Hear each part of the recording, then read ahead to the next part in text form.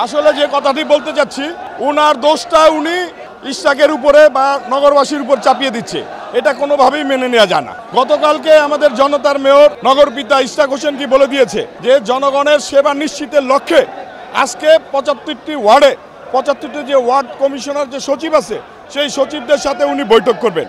বৈঠক করে নাগরিক যে সেবাটা, জন্ম নিবন্ধন, মৃত্যু সার্টিফিকেট, ওয়ারিশন সার্টিফিকেট এবং এলাকার যে সমস্যাগুলি আছে তার মাধ্যমে উপস্থাপিত হবে এবং সেগুলো সমাধানের জন্য ইশরাক সাহেব সংশ্লিষ্ট কর্মকর্তা কর্মচারীদের নিয়ে সমাধান করবে।